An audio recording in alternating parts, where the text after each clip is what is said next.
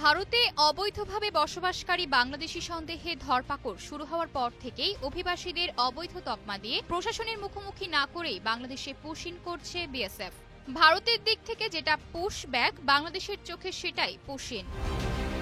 বাংলাদেশের কোল ঘেঁষে থাকা ভারতীয় রাজ্যগুলোর মুসলমানদের অবৈধ তকমা দিয়ে বাংলাদেশে ঠেলে দিচ্ছে মোদী সরকার। সীমান্তে ভারতীয়দের এই পুশিন পলিসি অব্যাহত থাকলে একসময় তা বাংলাদেশ সীমান্ত অভিমুখে তৈরি করতে পারে শরণার্থী ঢল। যারা পুশিন হয়ে বাংলাদেশে ঢুকছেন সেসব ভুক্তভোগীরাও জানাচ্ছেন ভারত আরও অনেক লোক বাংলাদেশে পুশিন করতে চায়। ভারতের আসাম রাজ্যের সাথে বাংলাদেশের সীমান্ত দূরত্ব 260 কিলোমিটার। মে মাস থেকে শতাধিক ভারতীয় নাগরিককে বাংলাদেশি নাগরিক আখ্যা দিয়ে বাংলাদেশে পুশিন করেছে ভারত সরকার। এমনকি ভারতের হিন্দুত্ববাদী নেতারা বিভিন্ন সময় বাংলাদেশি অনুপ্রবেশকারী ইস্যুতে নানা আপত্তিকর মন্তব্য করেছে।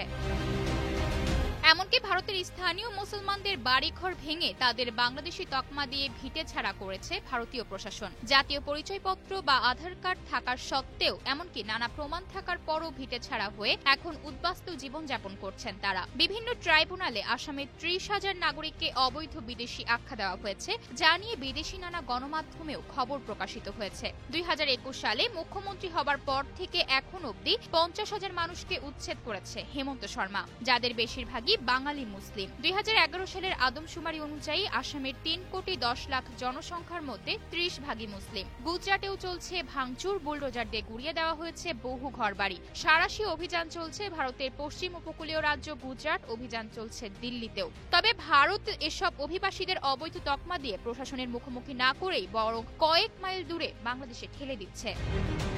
আন্তর্জাতিক মানবাধিকার সংগঠন হিউম্যান রাইটস ওয়াচ বলছে, ভারতের কর্তৃপক্ষ কোনো প্রক্রিয়া ছাড়াই দেশটি থেকে শয়ে শয়ে বাংলাভাষী মানুষকে এই অভিযোগ করে বাংলাদেশে তাড়িয়ে দিচ্ছে যে তারা অবৈধ অনুপ্রবেশকারী। যাদের ভারত থেকে বিতাড়িত করা হয়েছে তাদের একটা বড় অংশই আসাম আর পশ্চিমবঙ্গের পরিযায়ী শ্রমিক এবং তারা বাংলাভাষী মুসলমান।